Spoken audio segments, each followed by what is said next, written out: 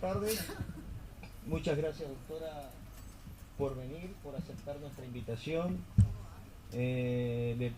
Cuando sale la charla en la reunión de jueces de ejecución, para hacer esta reunión y escuchar experiencias jueces de Chaco, en este proceso le cuento que estamos reformando los códigos procesales civiles y comerciales, procesales laborales, todos queremos modernizarnos y preocupados con lo nuevo y queremos mejorar con lo nuevo, no empeorar. Y para eso es bueno escuchar experiencias de otras provincias, de institutos que existen en otras provincias, y para eso la invitamos. La doctora Canosa es juez civil y comercial número 13 de la ciudad de Resistencia y tiene la competencia en procesos monitorios. ¿Y habeas? Habeas data y amparo. Amparo. Así, muchas gracias por venir a todos. Acá estamos jueces de ejecución, jueces de conocimiento y secretarios, actuarios y relatores. También están presentes jueces de cámara con competencia, presidenta de Cámara Civil y Comercial, que son dos órganos revisores en estos temas. También están presentes jueces del interior, secretarios y actuarios. Estamos todos interesados en escuchar la experiencia de Chaco, que ya tiene varios años con estos 11 años con este instituto.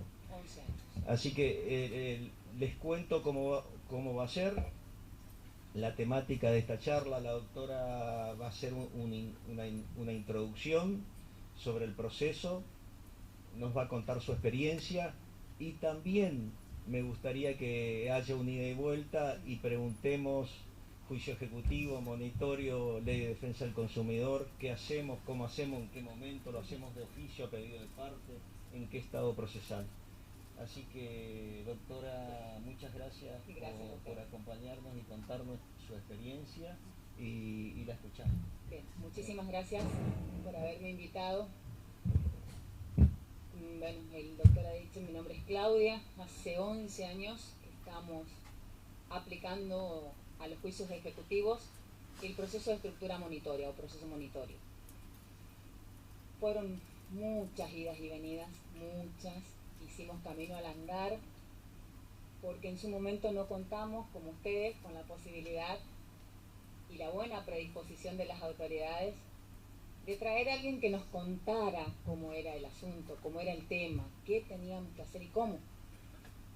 Así es que, utilizando base de datos de un juzgado civil y comercial, hoy de competencia universal, y acomodando aquellas resoluciones o aquellos proveídos a lo que nos decía nuestra entonces ley 6002, mirando por internet y copiándonos de las provincias que sí ya tenían el proceso en marcha y que tenían experiencia en su aplicación, iniciamos el camino allá por el 2008. Al principio les cuento, dictábamos, este proceso permite que el ejecutante denuncie, si está en su conocimiento, los bienes que sepa que posee el deudor o ejecutado, ¿sí? También puede solicitarse el mandamiento al solo efecto de embargo. Ya no es el viejo de intimación de pago y embargo, aquí ya es directamente al solo efecto de embargo. ¿Qué nos sucedía? En la inexperiencia del inicio, dictábamos todo junto, o sea, ordenábamos la traba de los embargos o el libramiento del mandamiento dentro de la sentencia, con lo cual nuestra sentencia no devenía firme nunca, ¿sí? Entonces nos sentamos las tres juezas y dijimos, bueno, esto no nos está conduciendo a nada y estamos complicando la actividad del profesional en lugar de agilizar, cada vez lo estamos complicando más, no era la idea. Razón por la cual resolvimos dictar dos resoluciones separadas. La primera ordenando o bien el libramiento del mandamiento al solo efecto de embargo, o bien los oficios a los fines de la traba respectiva y la sentencia monitoria aparte, por una providencia separada. Yo les voy a mostrar por qué. Una cosa es lo que yo les puedo contar y otra cosa es si ustedes tienen un expediente en la mano. Por lo menos a mí me pasa eso.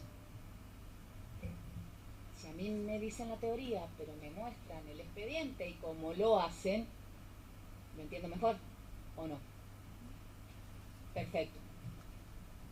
Yo tengo la voz bien potente, así que no necesito micrófono. Este es un expediente nuevo. Sale mañana en lista. Y lo traje para que vieran cómo es esto de quitamos una providencia primero, una y la otra la sentencia detrás. ¿Se lo pasan? Es un ejecutivo típico.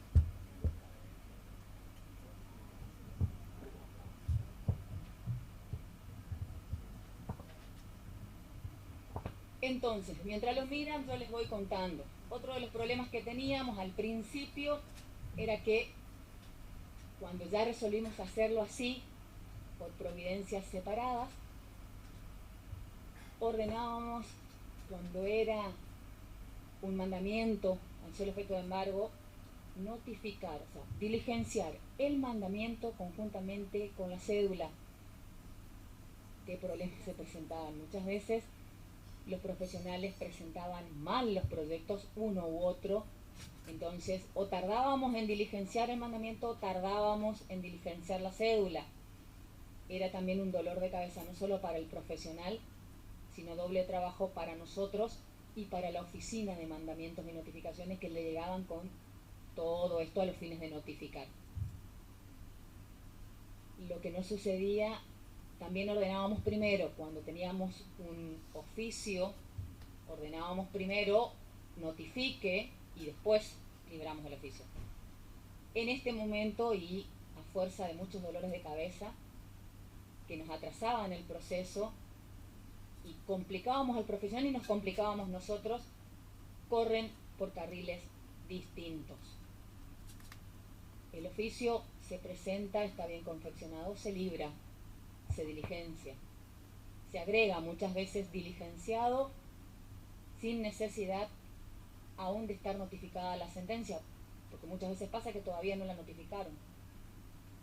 Nosotros tenemos el sistema de notificación, el profesional ahora directamente presenta entre la oficina de mandamientos y notificaciones el proyecto de cédula. Entonces a veces nos pasa que no sabemos qué destino tiene la cédula, si ya la presentaron, no la presentaron. Muchas veces se presentó y tardó en agregarse, entonces corren por carriles distintos. Lo mismo sucede con el mandamiento, ¿sí? Libramos el mandamiento y muchas veces la cédula todavía no se presentó, ¿sí? Corren por carriles distintos. A ver, el proceso permite esto, el monitorio permite esto, de denunciar embargo haberes, un vehículo, una propiedad, si el ejecutante supiere de su existencia. Así es que se garantizan suficientemente y mucho más rápido la posibilidad de el crédito, de percibir su crédito. Me preguntaban por la ley 24240. Bien, yo les voy a contar que yo no comulgo mucho con la 24240 ni con su aplicación de oficio. Se integra, nos ha pasado, y tengo una resolución de cámara en este momento que ha vuelto hace muy poco el expediente, donde se dicta la sentencia, se notifica, se traban los embargos y anterior a la notificación el actor había venido a decir yo no estoy de acuerdo con los intereses que usted me está condenando, no es lo que nosotros pactamos y el Código Civil dice que los podemos pactar y que usted tiene que respetarlos. Entonces le decimos, previo notifique al demandado y que él se presente o no a hacer valer sus derechos. Se notifica, el demandado guarda silencio, entonces se hace lugar al recurso. Va a la Cámara. La sentencia de vino firme respecto de todos los demás, excepto de la condena de los accesorios, de los intereses. ¿Qué nos contesta la Cámara? Estamos ante una relación de consumo Banco Credit Coop contra un particular. Debe, por razones de... es bastante extenso el fallo, pero en concreto lo que nos dice es, estamos ante un pagaré de consumo, entonces vamos a retrotraer todo a fojas 0, dejamos sin efecto la sentencia monitoria y el actor deberá integrar el título conforme el artículo 36. Lo ha dicho la Cámara. A ver, no se había, si bien dice que lo único que estaba apelado era la condena de los intereses por bajos, por no respetar el tribunal lo que habían pactado, sin perjuicio de ello y atento a las facultades que otorga el actual Código Civil y las normas de orden público, y estamos en presencia de un pagaré de consumo por ser el actor una entidad financiera, un banco. Volvamos todos a foja 0 e integremos el documento previamente. Yo les voy a dejar el fallo, que se los traje, para que lean con detalle los fundamentos, pero sin forma muy acotada es lo que dice. Nosotros, cuando le digo nosotros, hablo del tribunal, del civil 13 particularmente. Tampoco lo hacían el 11 y el 12, somos 4 juzgados monitorios, 8, 11, 12 y 13, originalmente éramos 3, 11, 12 y 13.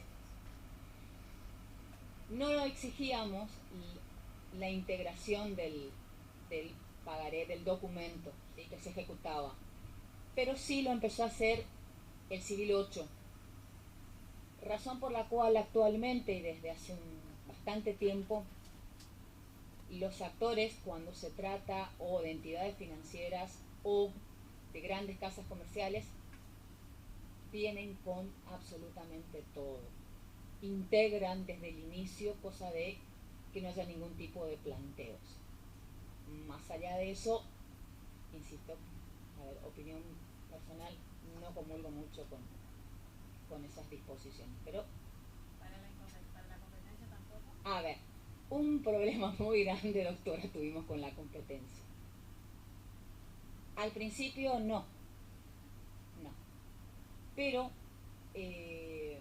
hubo fallos de Cámara donde nos ordenaban, sobre todo cuando el demandado se radicaba fuera de la provincia del Chaco, no dentro de la provincia, pero sí en Santa Fe, Formosa, aquí en Corrientes, que nos pasaba que los profesionales litigaban, iniciaban los ejecutivos en resistencia. La Cámara varias veces nos ordenó, sí, el remitirlos a los juzgados correspondientes en razón del domicilio del demandado. El año pasado, el Superior Tribunal de Justicia, por una actuación, por una oposición en realidad que formula el juez del Civil 8, el doctor Gerlain, donde expone que en realidad, para asegurarle el acceso a la justicia, el verdadero acceso a la justicia y su defensa en juicio al ejecutado, debieran intervenir los juzgados más próximos a su domicilio, ¿sí? Ya no civiles y comerciales, sino de paz. Si el más próximo es un juzgado de paz, el de paz.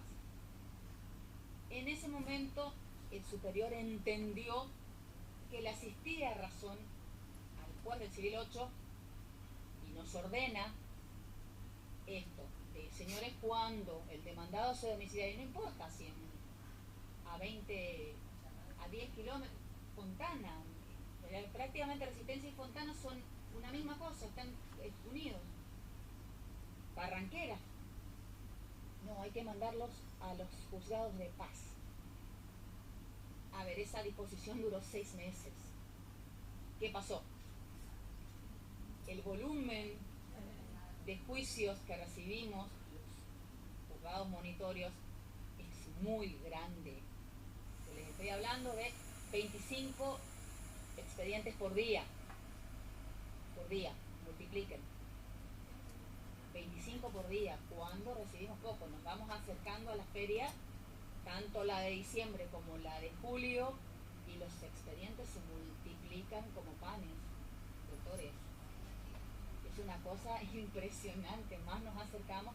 Claro, sucede, y eso tiene una explicación lógica contable, sucede que las grandes casas comerciales, antes de que termine el año, deben pasar todos estos juicios como incobrables, estos créditos como incobrables ante la FIP, crédito fiscal. Entonces nos tapan de juicios a los juzgados, sobre todo a los monitorios, ¿sí? ¿Qué sucedió? Empezamos a remitir, enviar los expedientes, y varios problemas se presentaron. Primero, juzgado, sí. ¿Esa revisión en base a qué disposiciones por la ley del consumidor?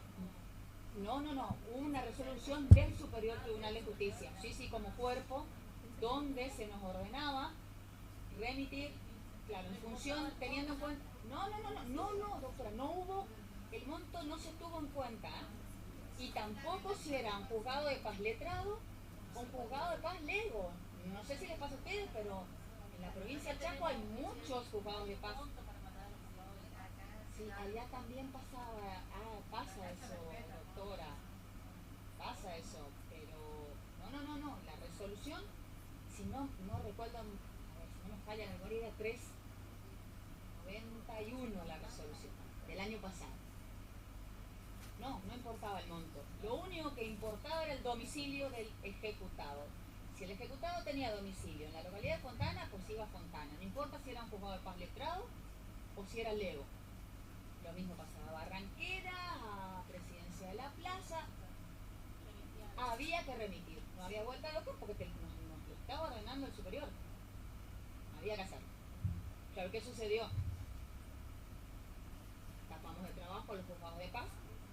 Los juzgados de paz no fueron creados ni están creados para eso estamos los juzgados monitorios, precisamente. El personal era muy poco, o sea, la cantidad de gente en muchos juzgados a veces no alcanza ni siquiera para atender lo diario de un juzgado de paz. Imagínense las pilas de juicios monitorios que le llegaban por día. Otra, no están capacitados,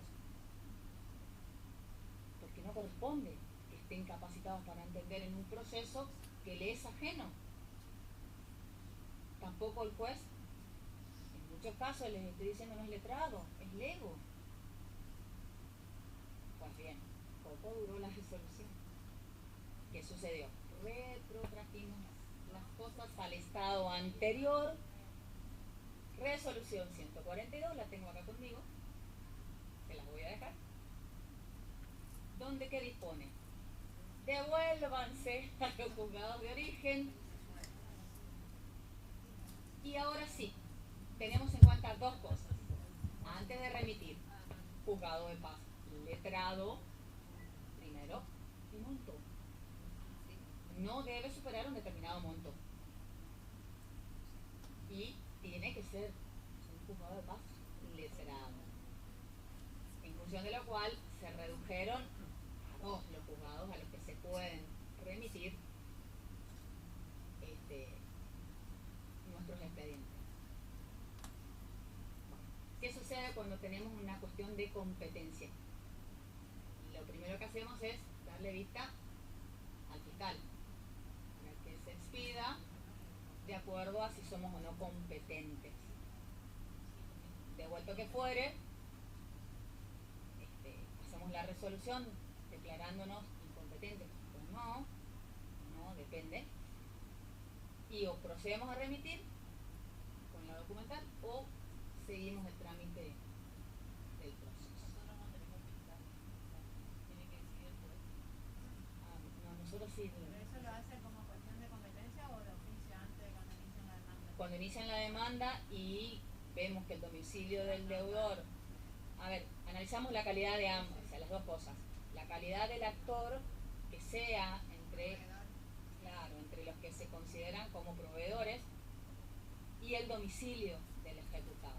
Entonces ahí sí se aplica el 36. ¿Demandan por la ley del consumidor al fiscal, no es cierto? Sí, por supuesto, sí. Para cuestiones de competencia, sí. Sí, sin duda. Ellos tienen un fiscal. Sí, nosotros tenemos fiscales. La instrucción se le manda, digamos, cuando tenemos nosotros la ley de defensa del consumidor, se le manda para que Cuando tienen un daño para el juicio, ¿o qué? ¿Un daño?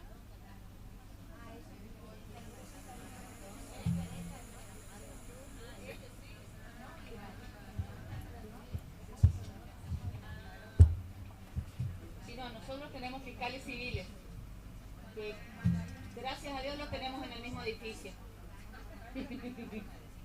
O sea que generalmente van para el mediodía, una vez que se levanta al despacho, se los manda y al día siguiente o al segundo día están de vuelta con la resolución correspondiente si eso no, si corresponde o no, que nos declaremos incompetentes.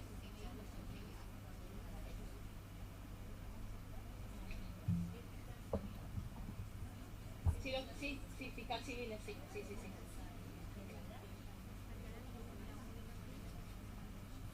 Bueno, en función de lo que comentaba el doctor hoy, nosotros tuvimos, como yo le decía al principio, una ley que nos regía, que era la ley 6002.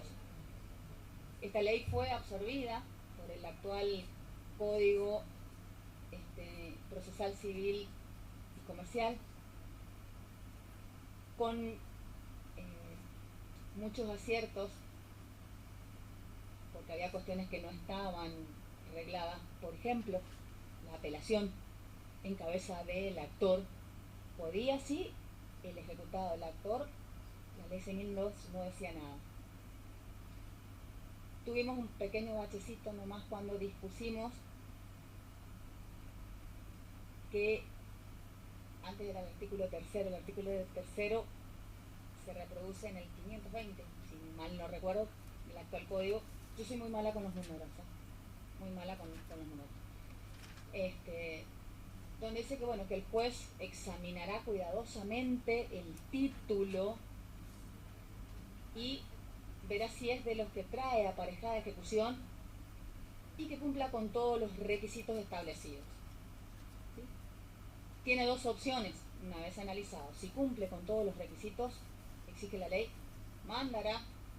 dictará despacho monitorio, dice el actual código, antes era sentencia monitoria. En la reglamentación anterior, el artículo 3 dice dentro de los 10 días. El actual 520 no me pone plazo. No hay plazo.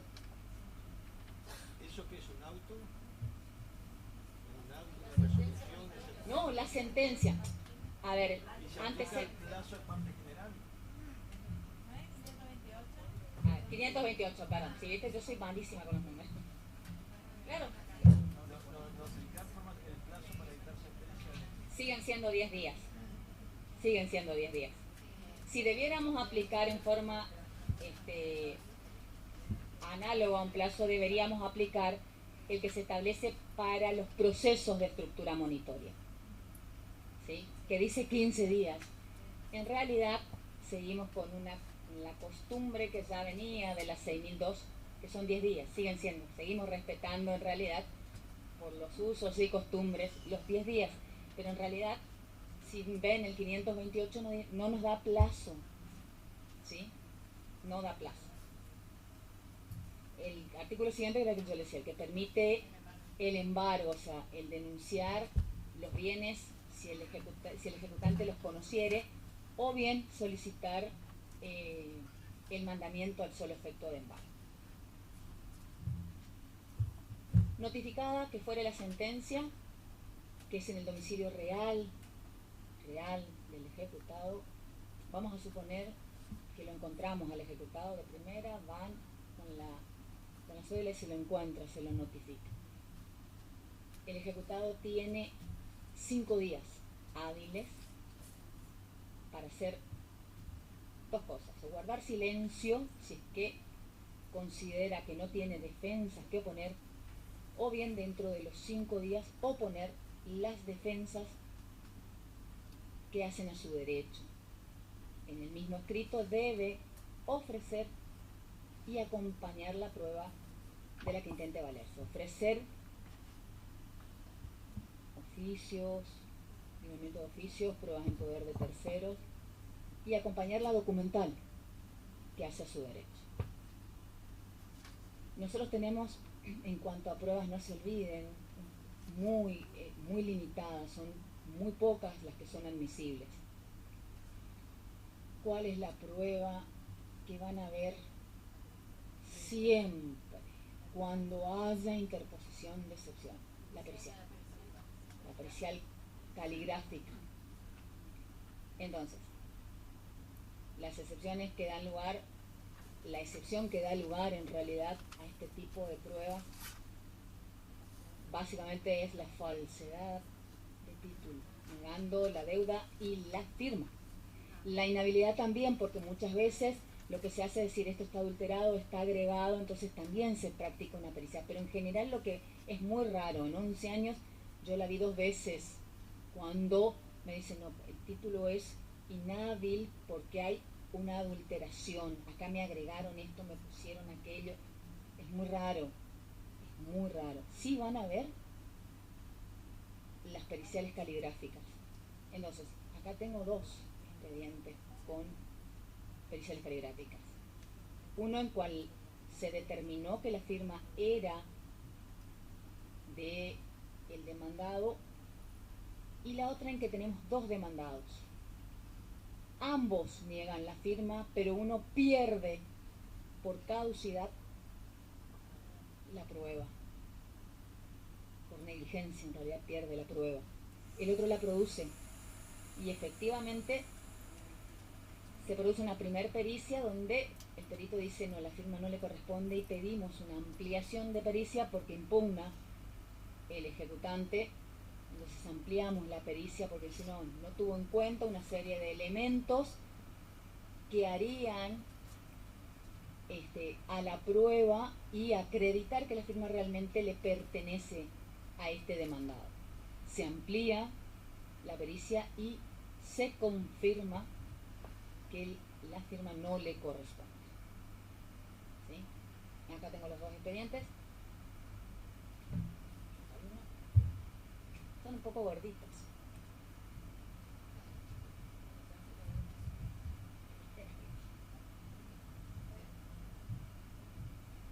Son los 2 son de falsedad de título, ambos. En este se confirmó.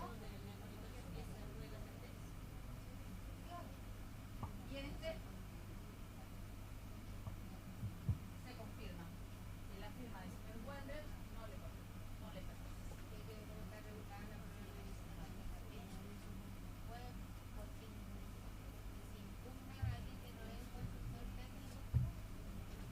Es que el que le impugna en realidad es el abogado. El abogado es el que impugna la prueba. Allí tienen la facultad de hacerlo. El abogado tiene la facultad de impugnar la prueba. Como en el caso de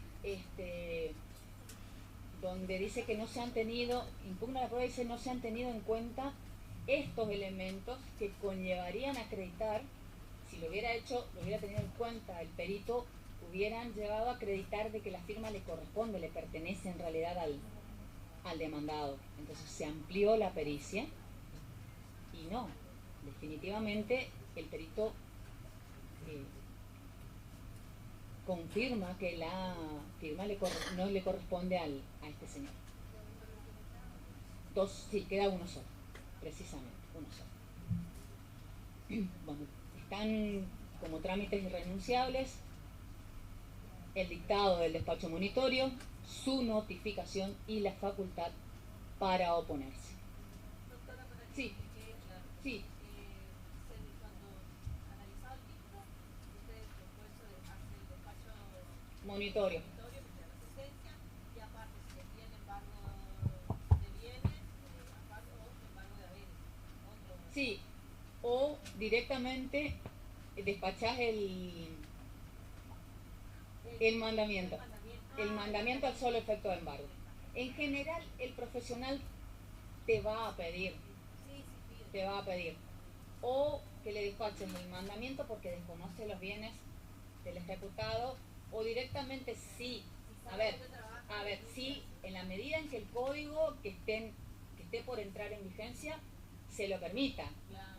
En el nuestro se lo permite, por eso lo hacen. De hecho, la 6002 ya lo hacía. Pero una pregunta, ¿y, Sí. y si no conoce bien y pide la inhibición general de bienes, le da? No, no, así, muy alegremente, no, doctora, no.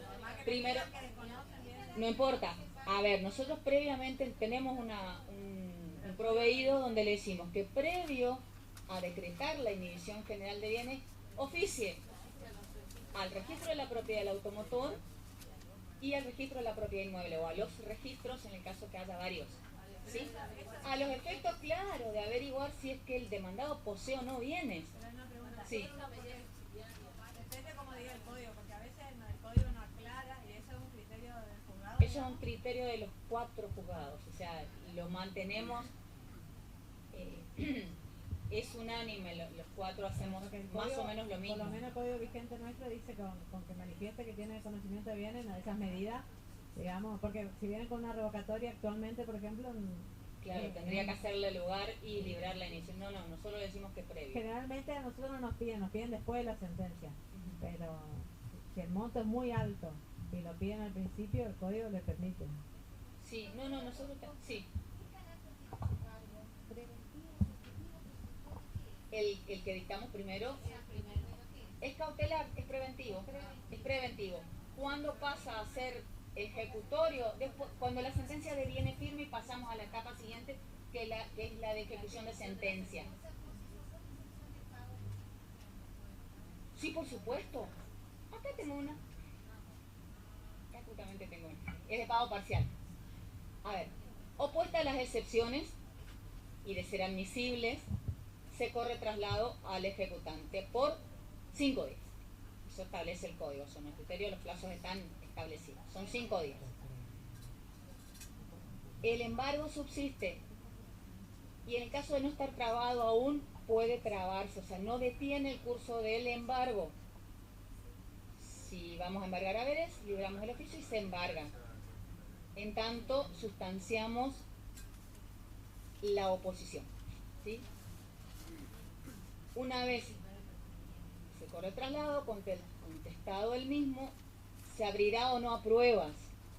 Nosotros lo hacemos en una sola resolución, se abre la causa a pruebas por un término que no excederá los 20 días, dice el código, no excederá los 20 días. Entonces, en la misma resolución ya proveemos las pruebas ofrecidas. ¿Sí?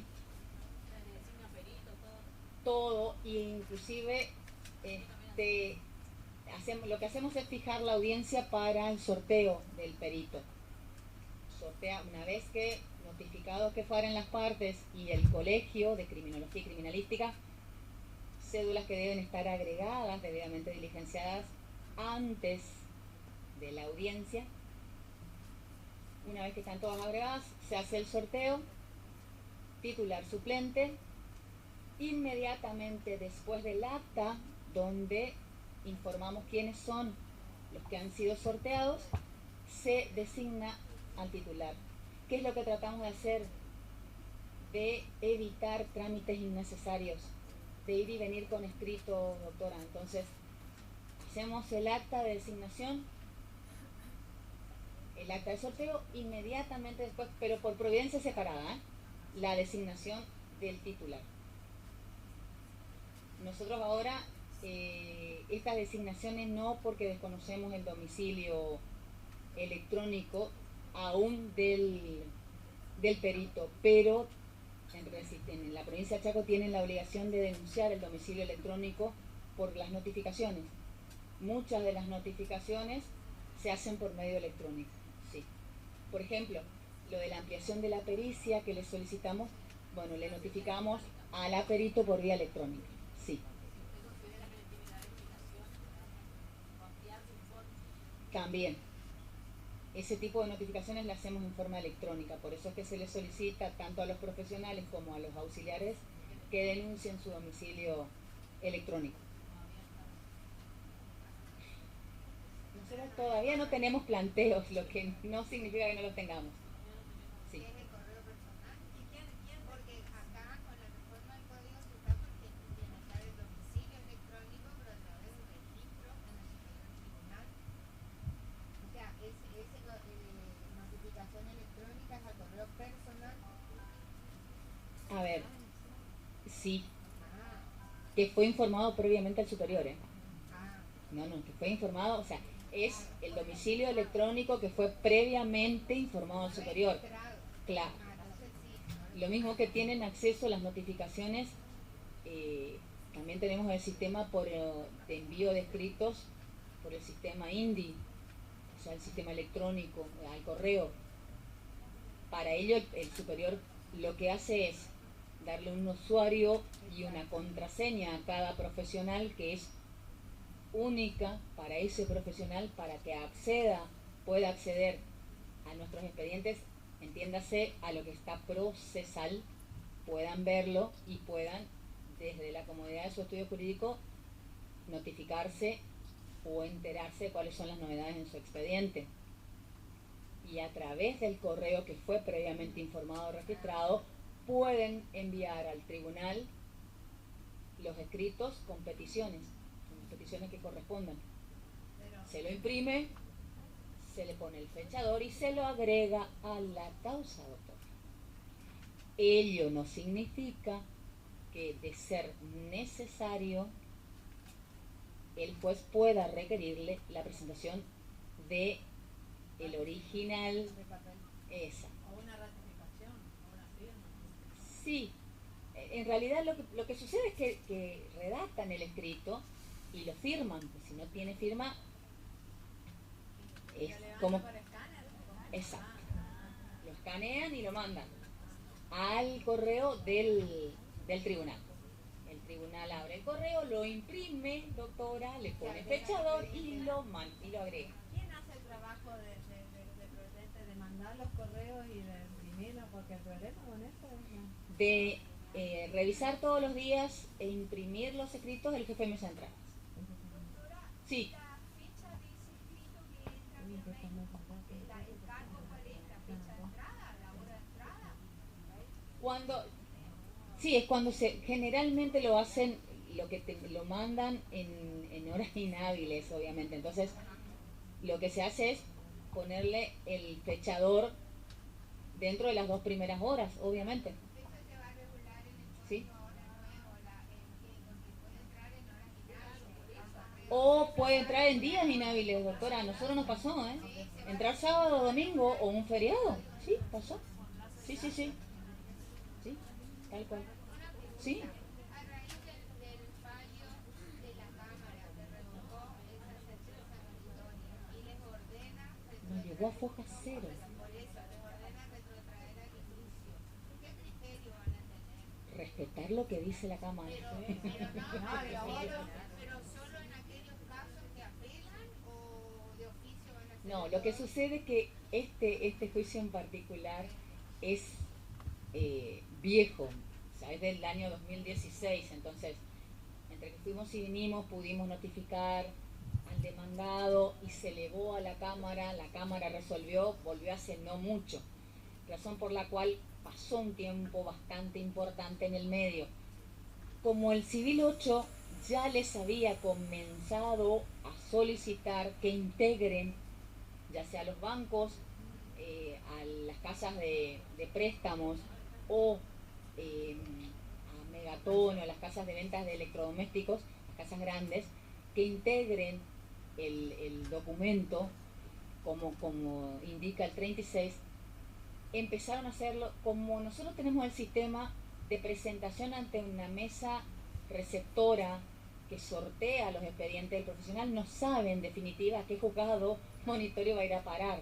Entonces, tiene por de pronto 4 criterios distintos si se quiere. 8, 11, 12 y 13. A ver, el juez del 8 me pide que lo haga, que integre.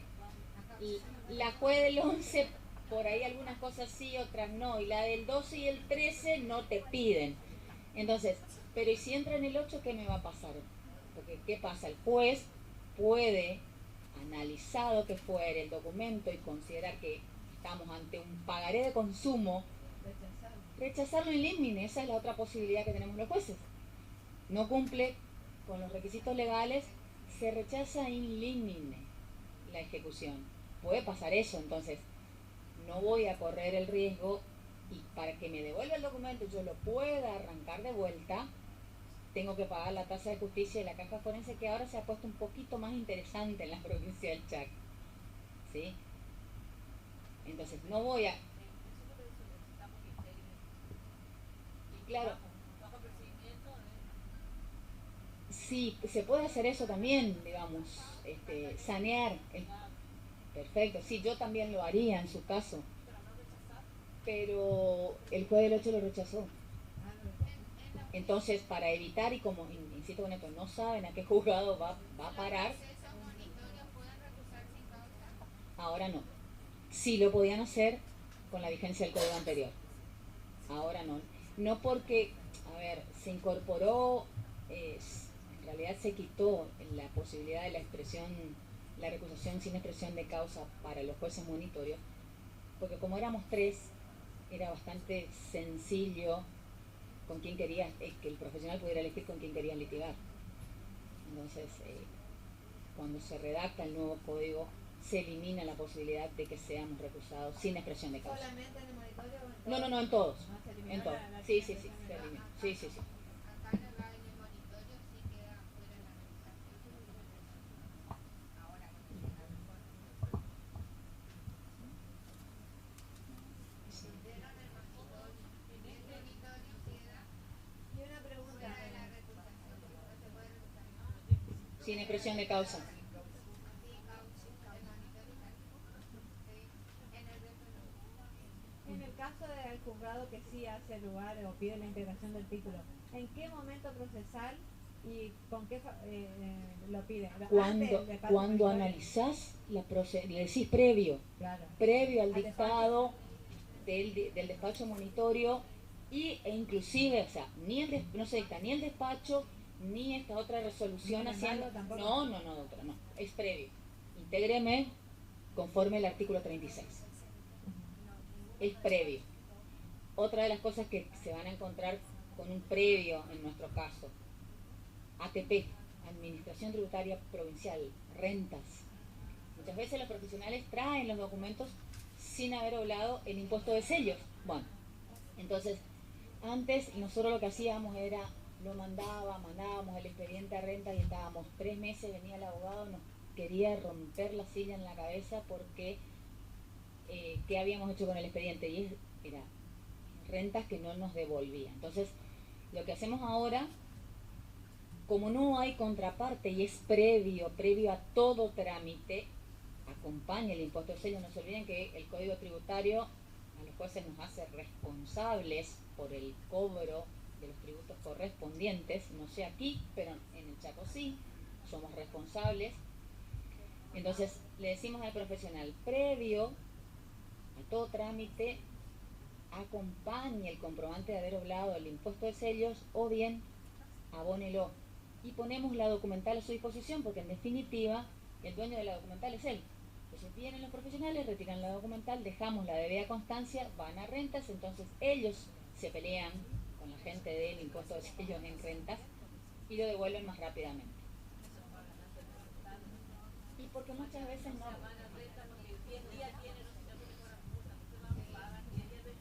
Sí.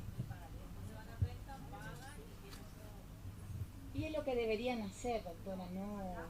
Es una pérdida de tiempo el previo y... Nosotros tenemos un canal de comunicación institucional con la Dirección General de Renta, con el convenio que hizo Genial. O sea, que ni mandábamos el expediente ni nada. Y el apercibimiento de la notificación a la dirección Ujú. del incumplimiento. Pero nada más, el expediente No, ni no. pasarle el jugo.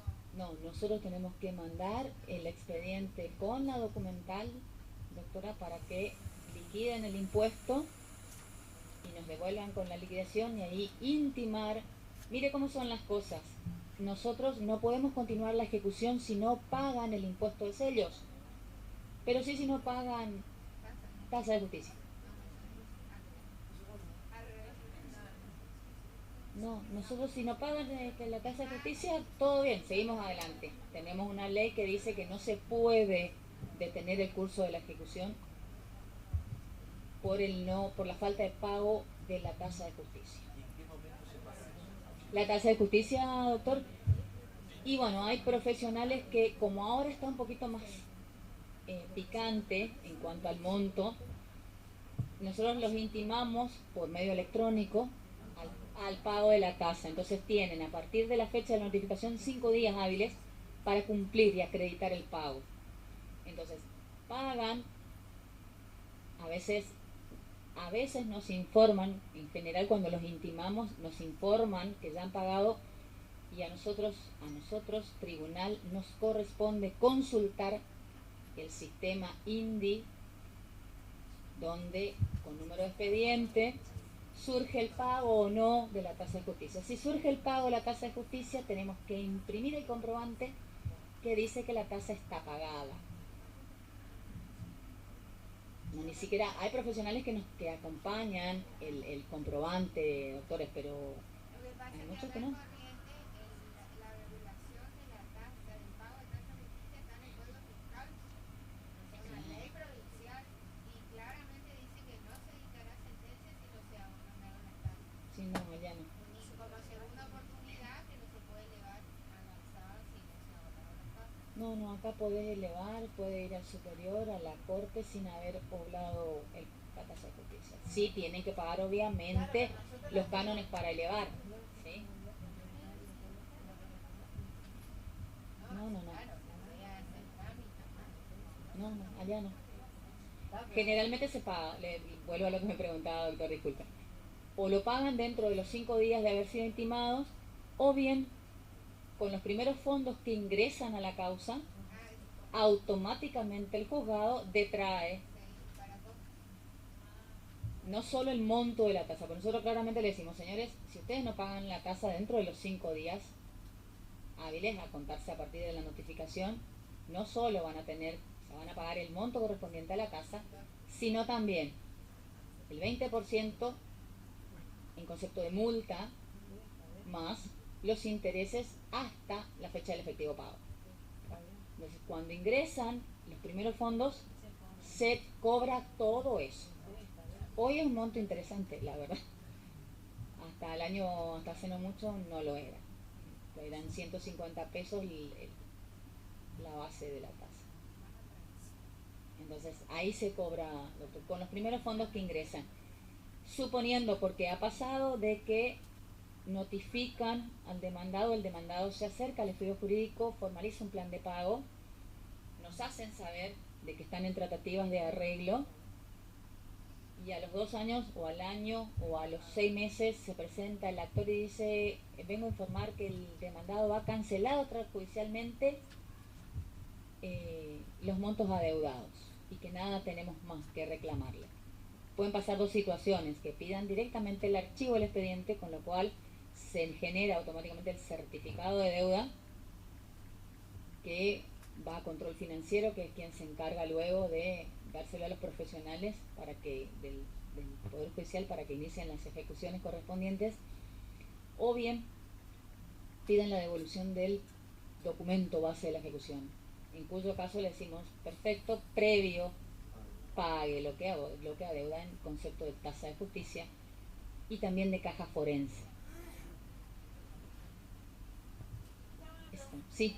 No sé si tengo bien impreso el código nuevo que salió, pero hay un artículo que me interesa que dice los límites y modalidades de la ejecución, y es que incorpora una audiencia, o sea, la oralidad al proceso.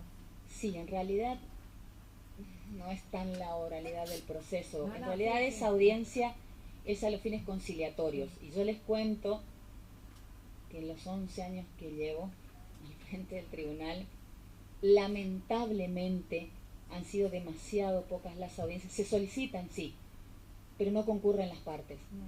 Porque a las audiencias que las partes concurrieron, acordaron.